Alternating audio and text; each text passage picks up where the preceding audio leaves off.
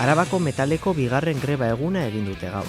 Sektore horretan lan egiten duten hainbat langilek egin dute bat goizeko piketeetan. Eguerdian aldiz, eskualdeko mobilizazioa egin da Laudion.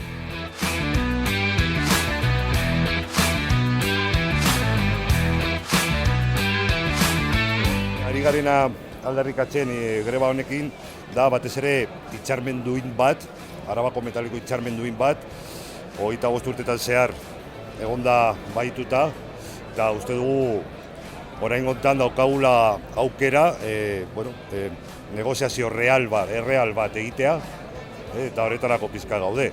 Alde batetik guretzako zer den hitzarmenduin bat, alde batetik soldatak KPI gorako igoerekin, argi eta garbi lanaldia jaistea, malgutasuna ere jaistea edo baldintzatzea, azpi kontraten subrogazioa, emakume eta gizonen arteko benetako berdintasuna egoteko pausuak, lan osasunaren aldetik neurriak ere osasuna eta bizitza bermatzeko lanpostuan, eta hori da ikusten duguna beharrezkoa dela hitzarmen honetan.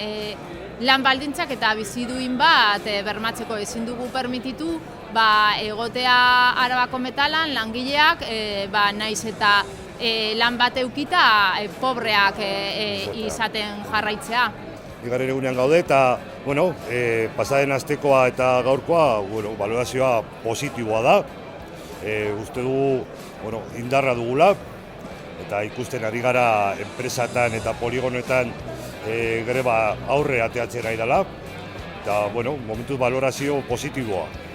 Bai, hori da, oso balorazio positiboa da, zan behar dugu orain dela urte pilo ez direla grebak egiten sektore honetan, eta uste duguna da, bi egun hauetan sektoreko langileek oso argi hitz egin dutela, eta adierazi dute beraiek enpresetan produkzioa gelditzen eta beste alde batetik kaleak betetzen, eta tailer txikietan jarraipena masiboa izan da eta enpresa handietan ere jarraipena oso ona izan da. Orduan, zeak nota hartzea espero dugu. Atorren ostegunean daukagu hirugarren greba eguna, antolatuko da piketeak egongo dira herrietan, poligonetan, eta batez be deialdia Gasteizko manifestaziorako, ez? Manifestazio hori 11:30 hasiko da Bilbo plazan, Gasteizen, eta animatzea jendea joatera. Bai, hori, azken finean aurreko bi egunetan bezala, ostegunean goiz-goizetik irtengo gara kalera, piketeak egingo ditugu eta oraindik ez dago oso ondo definituta nondik ibiliko garen, baina goiz-goizetik, kaletik eta poligonoetatik ibiliko garela argi dago, eta gero bukatzeko greben txanda hau, hori Gasteizen manifa bat egingo da.